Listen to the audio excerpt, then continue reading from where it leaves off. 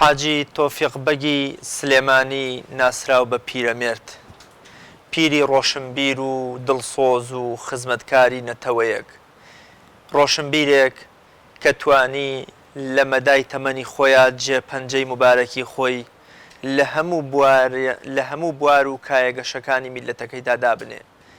ڕۆشنبیرێک دوای تەمەنێک لە مەنفا و ئاوارەیی و لە هەندەران ئەزمونونەکان خڕدەکاتەوە و وەکو شاهەنگێک شیلەی گوڵە جۆرا و جۆرەکان هەڵدەمژێ و کۆ دەکاتەوە و دەیهێنێتەوە لە نێو خانە و میلەتەکەی خۆیدا دەیکاتەوە بە هەنگوینێکی پاڵفتە و دەرخواردی میلەتەکەیەدا. پیرەمێرد یەکێکە لەو شاعیر و عاریف و فەیلسوف و نووسەر و وەرگێڕانەی کە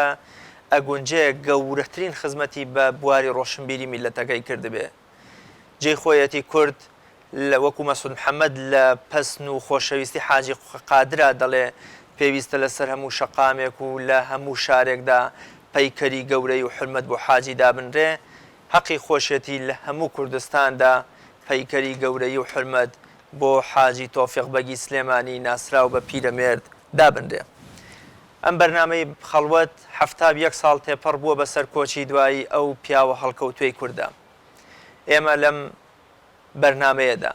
باز لە جیهان بینی پیرەمێرد، باز لە خزمەتەکانی پیرەمێرد، باز لە ئەو کایەگەشانەی ژیانەکەین کە پیرەمێرد دەستی بۆ بردوون و تا ئێستاش کاریگەریان بەسەر بواری ڕۆشنبیری و ڕۆژنامەگەری و دینی و نەتەوەی ئێمە ماوە و ڕەنگە دەنەوە. زۆر بەڕێز جەنابی مامۆستا عومەر ئیسماعیل سکتانی نووسەر و توێژەر، هەروەها نووسەری کتێبی جیهانبینی پیرەمێرد، میوان و قسەکاری ئەمەڵقەی بەرنامەی خەڵوەت دەبێت لەسەر پیرەمێردی ڕەحمەت. مامۆستایان پڕبەدڵ بە خێراتن دەکەم، سپاس دەکەم کە لە بەرنامەی خەڵوەتدا قسە پێکەوە لەبارەی پیرەمێردی شاعیر و عاریف و فەیلسوفی دیاری کوردەوە دەکەین. سپاسدانەکەم، سپاسی ئەو ماندووبوونەتانەکەم کە بەم ڕۆژە گەرمە لە سلێمانیەوە هاتوون و ئەم دەشفەتەتان بۆ من ڕەخساندەوە و قسەتان لە خزمەتە. زۆر سپاس دەکەین قوربان. کە سەیری جیهانبینی و بەرهەمەکانی پیرەمێرد دەکەین، ئەبینین ئەم پیاوە تەنها لە بوارێک و لە ڕێڕەوێکەوە زانا و هەڵکەوتوو نەبووە، ڕۆژنامە نووس بووە، وەرگێڕ بووە، زمانزان بووە، پەندبێژ بووە، ینی بۆ منە کەلەپوری میلەتەکەی پاراستووە، وەکو عاریف و زانایەکی خواناسیش دەرکەوتووە، شارەزایی هەموو بوارە دینیەکانی هەبووە و لە هەمان کاتیژان نەتەوە گەرێک بۆیان بۆ منە خۆشەویستی نەتەوەی والا بووە، با نەڵێن نەتەوە پەرست، وان خۆشەویستی نەتەوە چۆتە بیرکردنەوە و ئەفکار و کردداریەوە کە پێت وایە کەس لەو نەتەوە گەرتر نییە. سەرچاوە معریفەکانی پیرەمێرد چی بوون؟ ینی بۆ منە پیرەمێرد لە چیەوە گەیشتۆتە لووتکەی وەکو ئەڵێ خزمەتی میلەتەکەی و هەموو بوارەکانیشی گرتوێتەوە. بسم الله الرحمن الرحیم. وەڵا وەکو لە مقدیمەکە ئاماژەت کرد، پیرەمێرد کەسێکی هەڵکەوتوو بووە، یعنی ئەتوانین بیرمەند بووە، شاعیر بووە، زانا بووە، تەنانەت وەکۆڵێ عاریف بووە، حتا لە پرسە فەلسەفیەکان، پرسە وجودیەکان قسەی بووە، لە سەمێژوو نووسیویەتی کەلەپوری کوردی. ئیتر ینی ئەتوانی بڵێ پیرەمێرد کەسێکی مەوسوعی بووە کە لەم سەردەمەی ئێمە ئێستامان کەسی ئاوا ئاسان هەڵ ناکەی، بەڕاستی ئاوا لە هەموو مەجالە مەعریفیەکانە قسەی خۆ و قسەی تایبەتی خۆی هەبێت. پیرەمێرد لە چەند سەرچاوەیەک ئەو زانست و معریفەیەی خۆی هەڵگۆزیوە. سەرەتا پیرەمێرد لە حوجرە و لە مزگەوت وەکو نەریتی ئەو سەردەما کە تەمەنی ئەگاتە 6 ساڵان ئەیخەنە بەر خوێندنی لە مزگەوت لای مەلا حوسێنە گۆچ. دوایی ئەوە ئیتر وەکو نەریتی ئەو سەردەما کە بڵێن ئەو کتێبە سەرەتاییەکان ئەخوێنێ و قورئان ئەخوێنێ، دەسەکا بە گەڕان بۆ خوێندن و وەدەستهێنانی زانستە ئیسلامیەکان لە مەدرسە جیاجیەکانی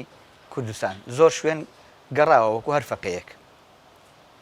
ینی سەرچاوەی یەکەمی معریفەی پیرەمێرد حجرە و مزگەوت بووە کە طبعاً حجرە وەکو خوێندنی منهەجی کە منهەجێک مقرڕە و ئەی خوێنێت لە مزگەوتیش بێگومان حەلەقات و ینی مناسبات سازە بێ خەڵک کۆ ئەبێتەوە لەو مەجلیس و لەو کۆڕ و کۆبوونەوانە زانست و معریفەی خۆی هەڵگۆزیوە. ئەمە سەرچاوی یەکەم. سەرچاوی دووەم خانەقاو تەچیەکان پیرەمێرد نزیک بووە لە بنەماڵەی شێخانی نەقشبەندی تەوێڵەیش و شێخانی نەقشبەندی شێخانی بڵێن بنەماڵی حەفیدەکان تێکەڵاو بووە لەگەڵیان هەم قادری و هەم نەقشی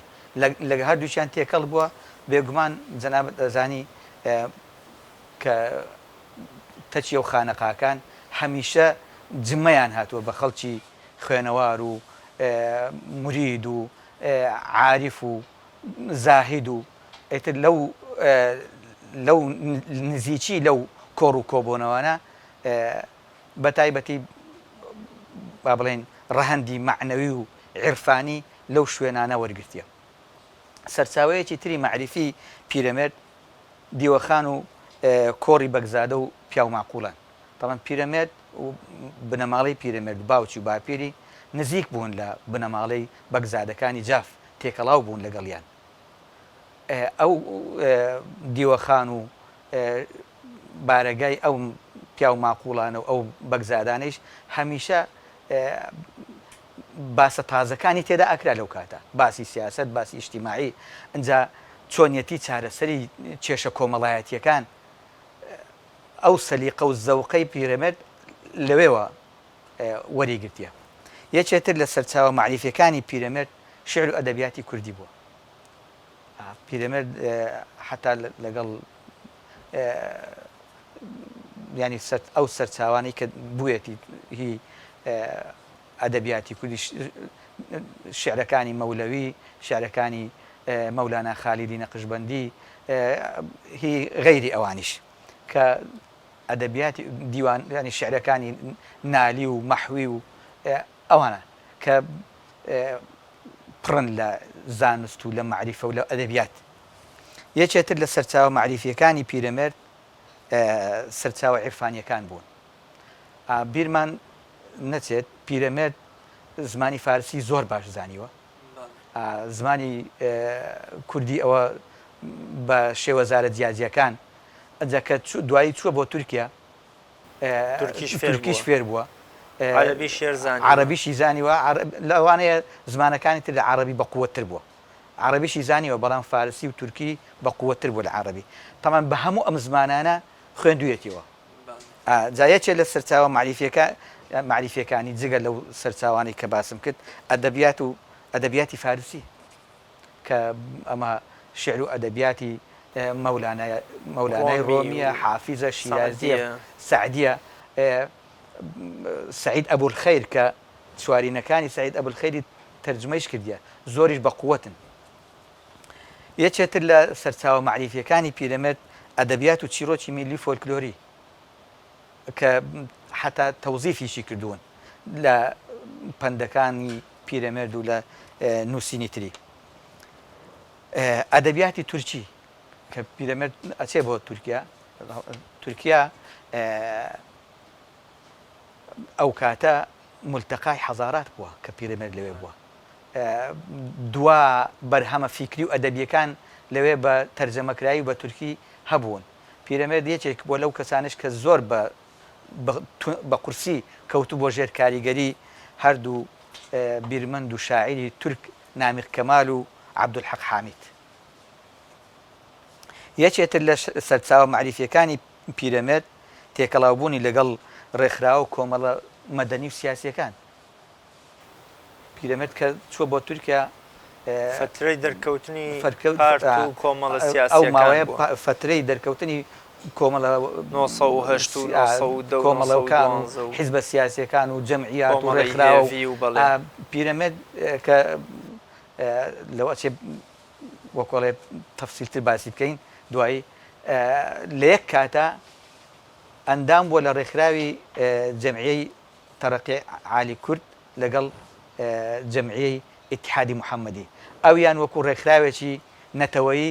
ئەم ئیتحادی محەممەدی وەکو ڕێکخراوێکی ئیسلامی ئەمەش بۆ پیرەمێرد ئەبێتە سەرچاوەیەکی تری معریفی یەکێتر لە سەرچاوە معریفیەکانی پیرەمێرد هرز و فەلسفەی خۆرئاوا کە پیرەمێرد لە من خۆم جەردی ڕۆژنامەی ژین و ژیانم هەمووی کردە لە مەقالەکانی پیرەمێرد بەر لەوە ئەم کتێبە بنووسم هەموو مەقالانم سیر کردووە ئەوەی کە پیرەمێرد خۆی نووسیوێتی لە ڕۆژنامەی ژین و ژیان لە چەندین شوێن ئاماژە بە هەندێک لە بیرمەندە ناسراوەکانی خۆرئاوا ئەکا وەکو هۆبز جۆن لۆک جان ژاک ڕۆسۆ مۆنتسکیو کە دیارە کە باسییانەکە و ئاماژەیان پێکە توراسی فکری ئەوانی خوێندۆتەوە یەکێتر لە سەرچاوە معریفیەکانی پیرەمێرد کاتێ ئەچێ بۆ ئەستەمبۆڵ وەکو خۆی ئەڵێ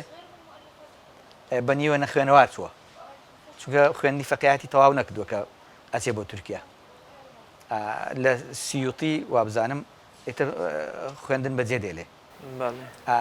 کە ئەچێتە ئەوێ ئەڵێ بە نیوە نەخوێنەوارێت چووم بەڵام کە گەڕامەوە وەکو ئەکادیمی و حقوق ناس ئەگەڕێتەوە چونکە لەوێ وەکوەڵگری دکتۆران نامەیە بڵێ بڵێ لەوێ ئەچێتە خوێندنی ئەکادیمی و خوێندنی ینی بەکەلۆریۆس لە ماف وەرەگرێ ئەمانە هەندێک لە سەرچاوە معریفیەکانی پیرەمێرد بە کورتی باست لەوە کرد کە پیرەمێرد لە یەک کاتدا لە نێو دوو کۆمەڵە هەبووە کۆمەڵی محەممەدی و کۆمەڵی نازام ناوێکی تر دەنامە بەسمەوەیە کۆمەڵی محەممەدێکە پێما بێ پارتێکی ئیسلامی بووە یان بۆونە کۆمەڵەیەکی ئیسلامی بووە خەباتی پیرەمێرد بە گشتی و خەباتی ئیسلامیشی ئایا بۆونە پیرەمێرد وەکو خەباتکارێکی ئیسلامی دەرەکەوێ یا ئەوەی کە تا ئێستا هەبووە کە تەنها پیرەمێردی وەکو شخصیات و خەباتکار و وەکو ئەڵێ داڕێژەری معریفەی نەتەوەیەک وێنا کردووە و نیشانداوە ئایا پیرەمێرد هیچ خەباتێکی بۆ ئیسلام و بۆ مسلمانان هەبووە پیرەمێرد ینی زۆر بە جوانی توانی وێتی خەباتی ئیسلامی و خەباتی نەتەوەی پێکەوە گرفدا پرسە نەتەوەیەکان و پرسە ئیسلامیەکان ئاوێتەی یەکتری بکە بە شێوەیەک کە لێک گیان نەبنەوە ئەسڵەن پیرەمێرد ئەڵێ من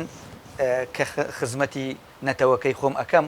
خزمەتی کورد ئەەکەم خزمەتی زمانی کوردی ئەەکەم ئەمەم لە ئیسلامەتیەکەمەوە وەرگرتووە ئەمە خۆی قسەی خۆیەتی ڕەفیق حیلمی ئەیجێڕێتەوە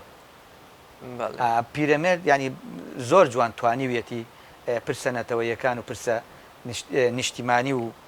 ئیسلامیەکان ئاوێتە یەکتری بکە و لێک جیانەبنەوە خەباتی لە یەک کاتە هەم خەباتی ئیسلامی بکە هەم خەباتی نەتەوەیی بکە لە یەک کاتە ئەندام بێ لە جەمعیەی تەرەقی کوردی کە بە قیادەی شێخ عەبدولقادری کوڕی شێخ عوبەیدیلای نەهری عەبدولقادری شەمزینی لە هەمان کات ئەندامی جەمعی ئیتحادی محەممەدی بووە و یەکێک بۆ لە موئەسیسین لەگەڵ سەعید نوورسی بەیەکەوە هەردووچیان لە موئەسیسینی جەمعی ئیتحادی محەممەدین کە کاری ئەساسی و خەباتی بنەڕەتی ئەم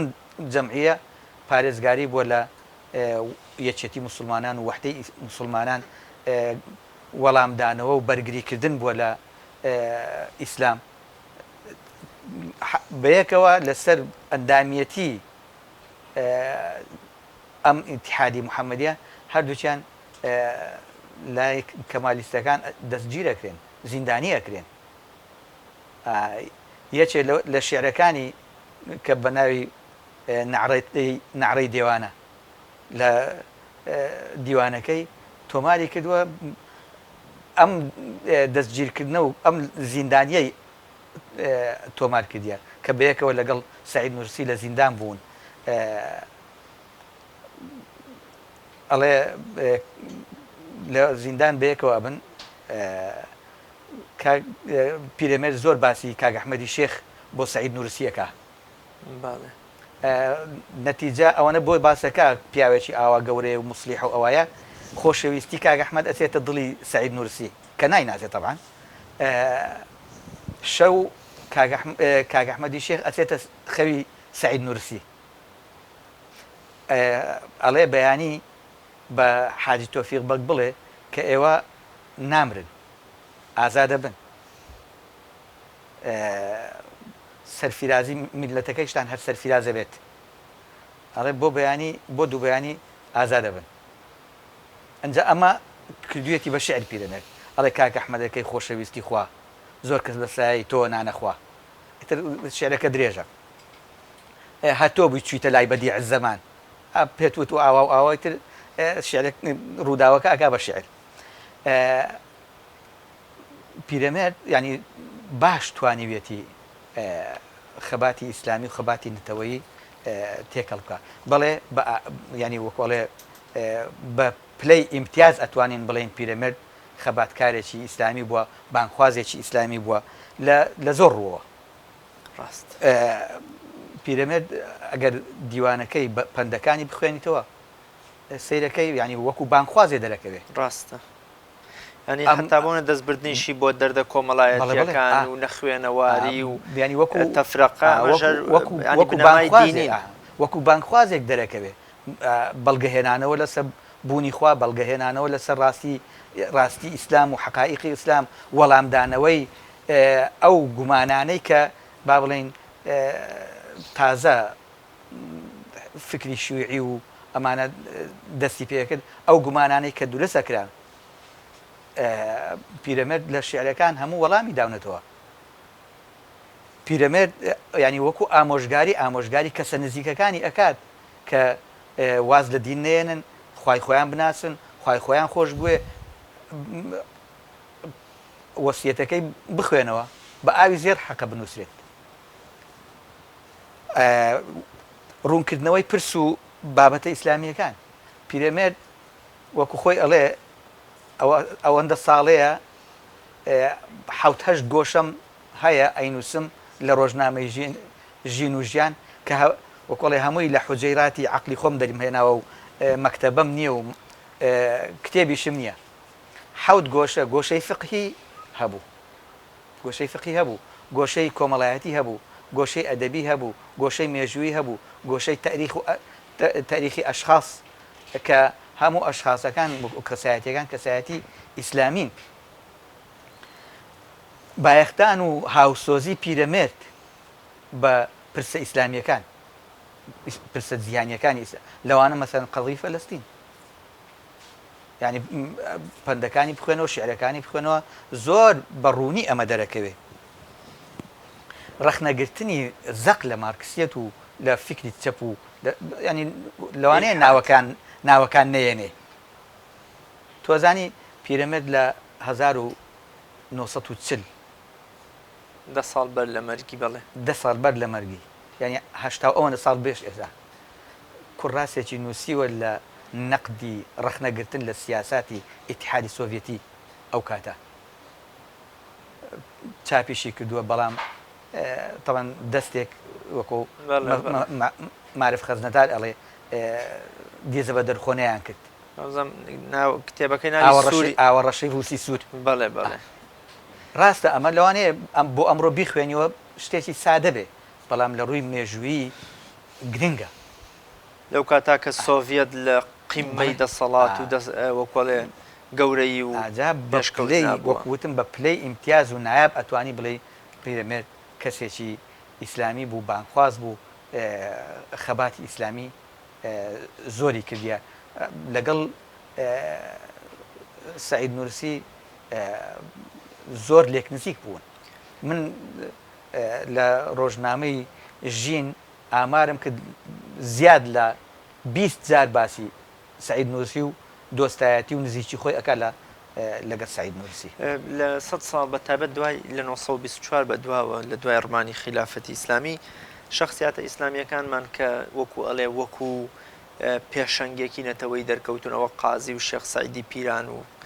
شێخ مەحموودی حەفید ئەمانە توانین بڵێن هی پێش ڕوخانی دەوڵەتەکە بوون واتە گەورە بوونیان بەڵام دوایی خەباتەکەیان هەر بۆ کورد لە چوارچەوەی ئەوە دەبێت کەوا خەباتی نەتەوەی و دینی تێکەڵەکەن بەڵام پاژەوە زۆر بە کەمی دەبین ئەوانەی کە خەبات دەکەن بۆ نەتەوە ئەتوانین بڵێن ئەوانن کە چەپ و لە دەرەوەی بازنەی دینن و ئەوانشی کە وەکو عالم و زانا و مێزەر بەسەر دەرەکەون ئەوەندەی کە خۆیان بە کۆمەڵێشتی ڕۆتینیاتی دینیەوە خەری کردووە ئەوەندە پرسیینەتەوە و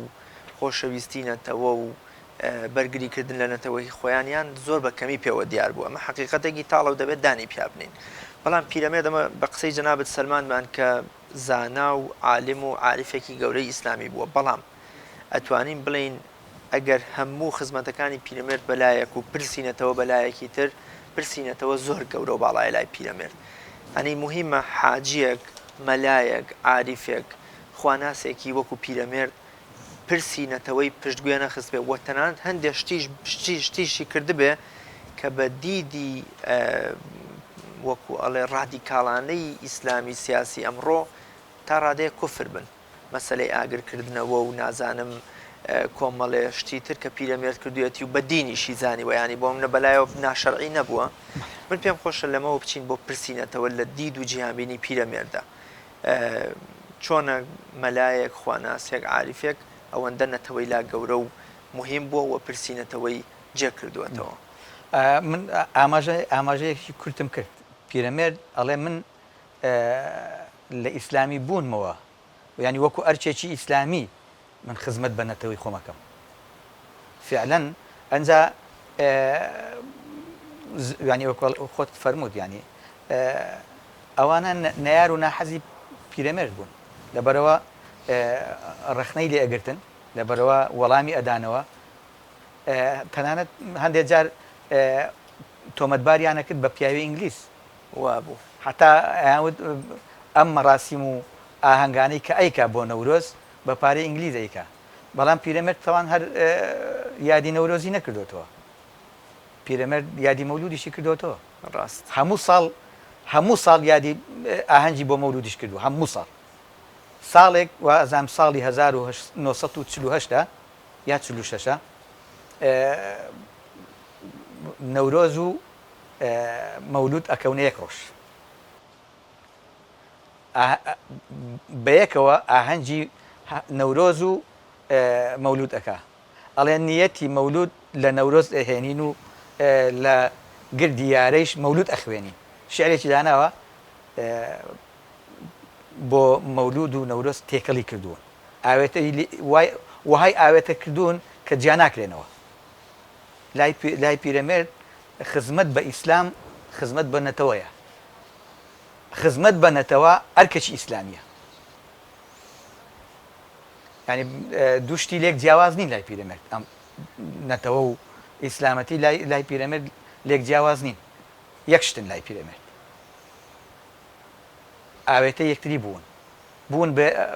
ینی هەردووچیان پێکەوە بوون بە شوناس بۆ ئەم گەلی کووردە وەکو خەباتی ئیسلامی کردیەوە کوتم خەباتی نەتەوەیشی بووە باسی لە زمان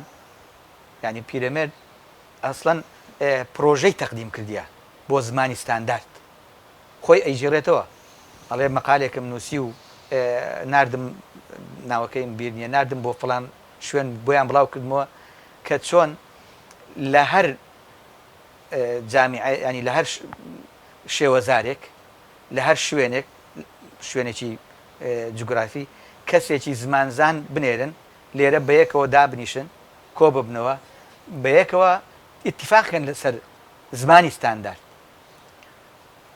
کە تا ئێستایش ئەمە وەکو بڵێ هەر خەونە و ئەنجام نەدراوە پیرەمێرد خزمەتی بە کولتور و توراسی نەتەوەی خۆی هەر لەوە کە خۆی شانازی بە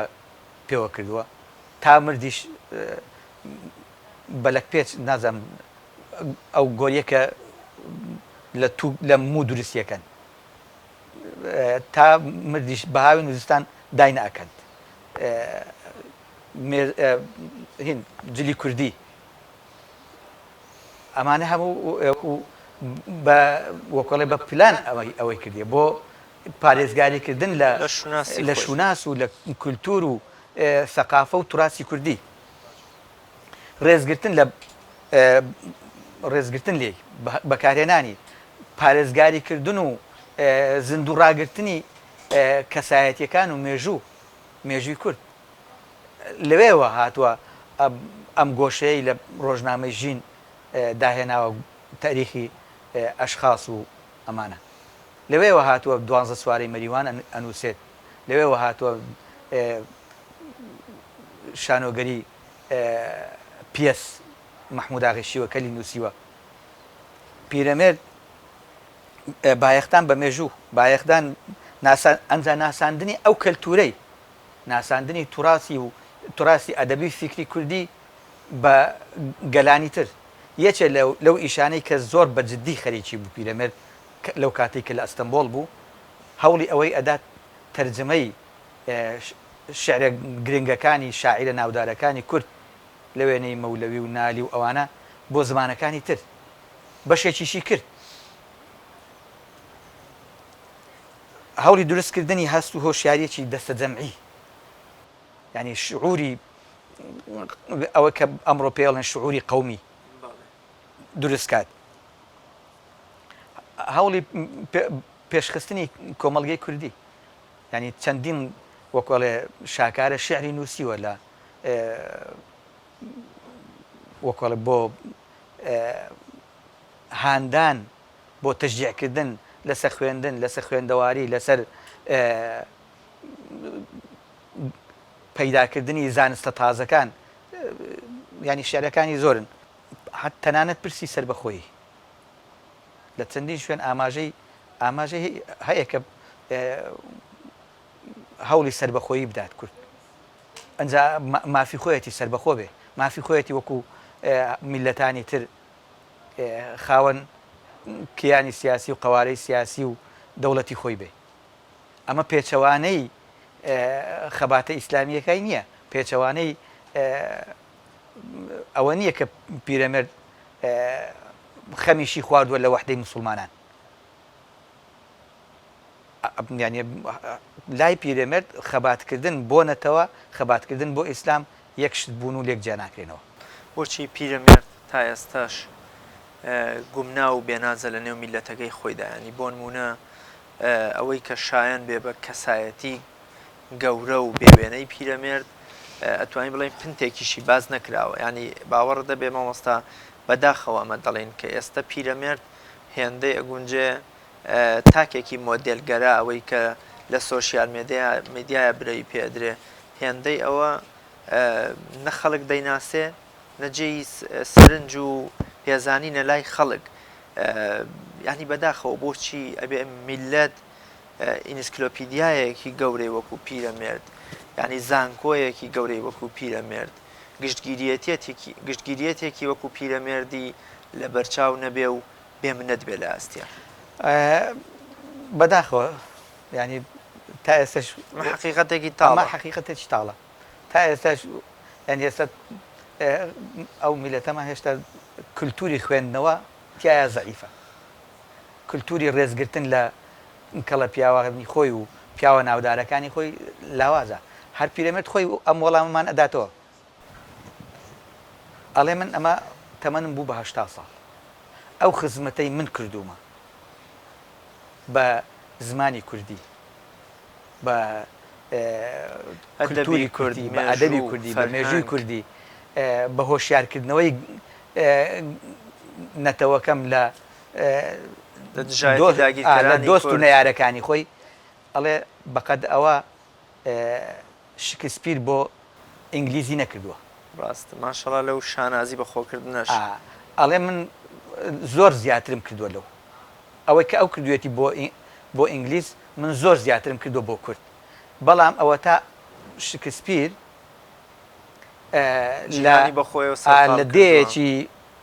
لە دەیەکی گەشتیاری و لە سەیرانگایەک و لە سەرگردێ خانوویان بۆ ساز کردێ و دەستی بۆ بە سنگەوە ئەگرن و ڕێزی ئەگرن بەڵام هی من میلەتەکەم پێم ئەڵێ بڕخێ تەمان ئەوانەی کە تازە سەرەتای وەکوتم شوعیەت و چەپەکان بڕوخەیان بە پیرەمێردەوت تامان ئەمە یەکێکە لەو شتانی کە پیرەمێرد تا ئێستش گومناوە ئەمە لانی کەم بە بۆچوونی تایبەتی خۆم من وا ئەزانم لە با بڵێن لە لانی کەم لە ناوەڕاستی سەدەی ڕابردوو لە 1950 تا دوای نەوەتەکانیش تەوژمی چەپ و مارکسیەت بەسەر ناوەندی ڕۆشنبیری کوردیدا زاڵ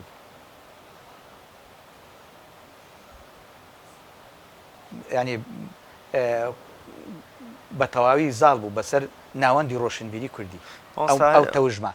پیرەمێردیش یەکێک بوو لەو کەسانەی کە نەیار بوو لەگەڵ ئەم تەوژمە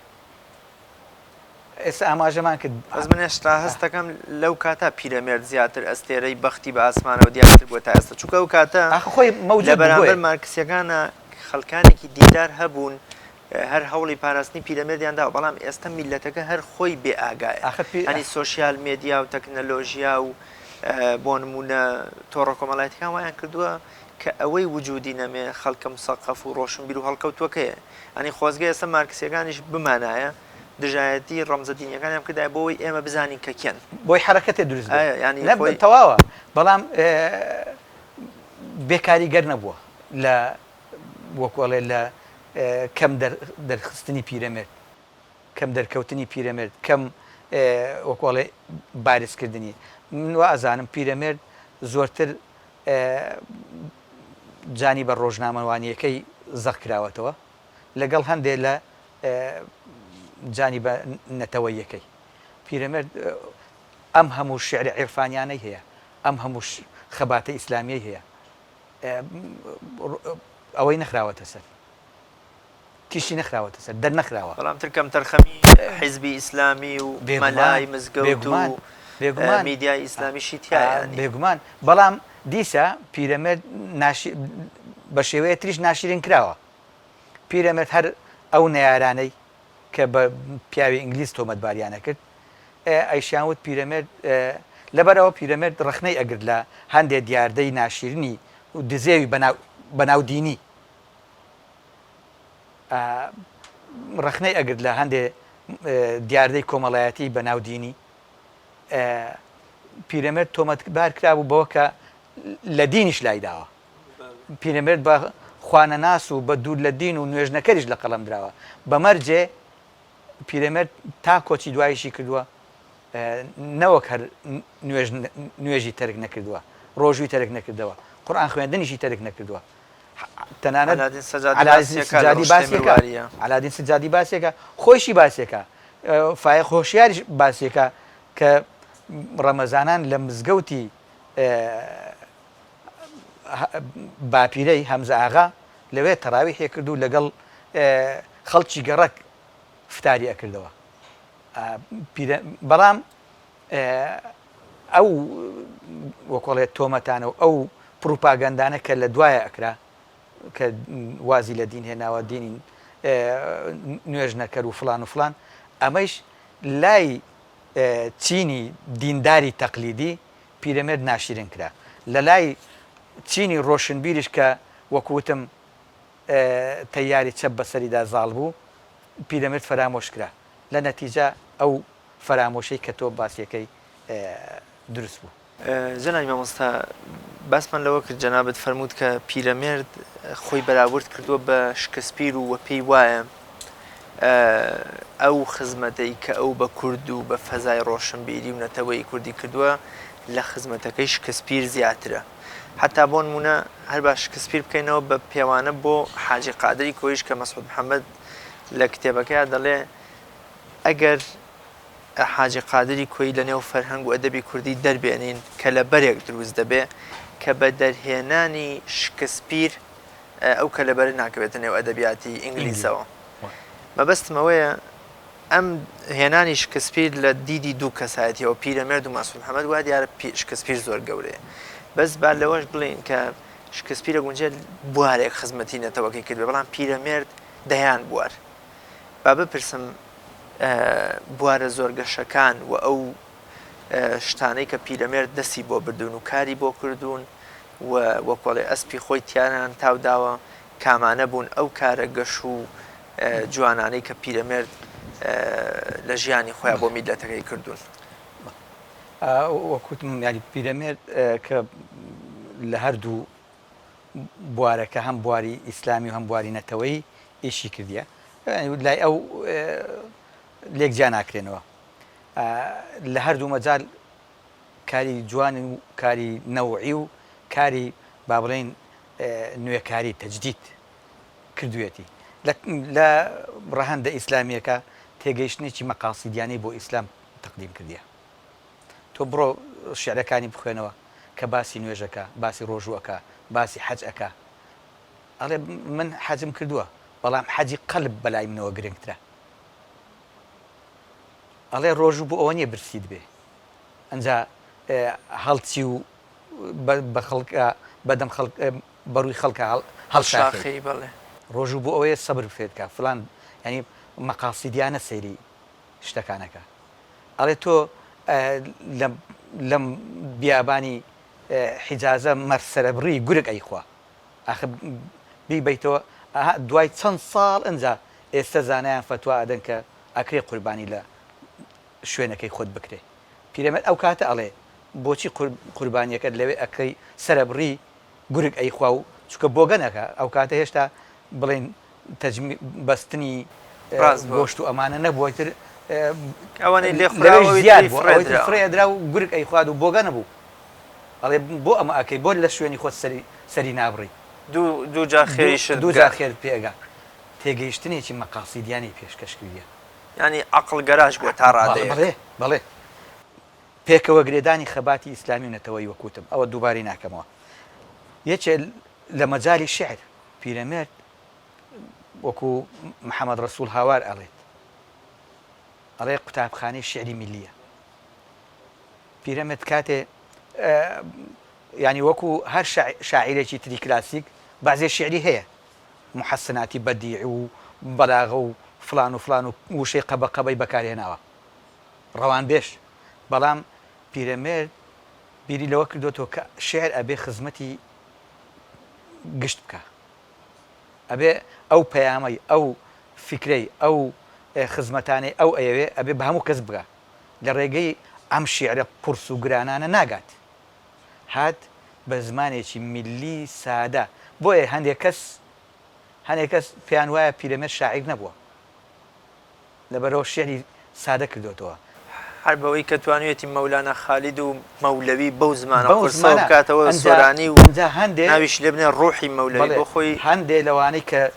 ئێستا ناوەکانی لەبینێت لە شعر شارەزان ئەڵێن تەرجەمەکەی پیرەمێرد بۆ شعری مەولەوی و بۆ شعری مەولانە خالید کە لە فارسی کردوێتە سۆرانی لە ئەسڵەکەی بە قووەترە تەرجەمەکەی پیرەمێرد لە ئەسڵەکە بە قووەترە بەڵام پیرەمێرد هات شعری سادە کردەوە بۆی هەموو کەس تێی بکە وەکو چۆن ناقیدێک شعرەکە تێگا پیرێژنێکی تێی بگات چونکە ئەو ناوەڕۆکەکەی بە بداوە گرنگ بۆ بیگەیەنێت ئەگەر لەو قالبە کلاسیکی و قالبە عروزیە بێ ئەتر ئەوە قاموسی پێویستە بێ هات بە زمانێکی سادە کوردیەکی پەتی ڕەوان بڕگەی کورد بۆ ئەوەی هەم ئاسان لەبەر بکرێت هەم بە ئاسان تێبگێت یعنی محەممەد ڕەسوول هاوار ئەڵێ پیرەمێرد داهێنەری ئەم قوتابخانە میلیە لە ئەدەبیاتی کوردی ئەوە یەکێکە لە کارە هەرە درەوشاواکان و کارە نوێکاریەکانی یەکێتر هێنانی ژانری تازە بۆ ناو ئەدەبیاتی کوردی پیرەمێرد کە ئەچێتە ئەستەمبۆڵ ئەو وەکۆڵی شارەزا ئەبێ و ئاگاداری پیا ئەکە لە ئەدەبیاتی تازە ڕۆمان ئەبینێ شانۆگەری ئەبینێ سەیرەکە ئەدەبیاتی کوردی ئەمەیتیان نییە بەو مەبەستە دێ تاوان ئەگەر شتێکی شەبێت لە بادینی مەموزین هەیە ئەوش ڕۆمان نیە داستانە هات کەمانچە ژەن بۆ یەکەم جار تەرجەمەیە کاتە کوردی بۆی ئیزافەی ئەم ژانرە بکات لە ناو ئەدەبیاتی کوردی ئەنجا شانۆگەری هات شانۆگەری مەحموداخی شیوەکە کە پیسیشی پێ ئەڵێن باڵێ ئەمانە دوو ژانر و دوو نەوعی ئەدەبی تازن لە ئەدەبیاتی کوردی پیرەمێرد هێنای لە بواری کۆمەڵایەتی پیرەمێرد ڕێکخراوی ئافرەکانی دامەزران بەرگری شعر و پەندەکانی و نووسینەکانی تری بخوێنەوە هەرچەند تا ئێستا لە نووسینەکانی پیرەمێرد ئەو بەحس و مەقالانەی کە لە ڕۆژنامەی ژین و ژیان هێشتا ڕۆشنبیر و خوێنەری ئێستای کورد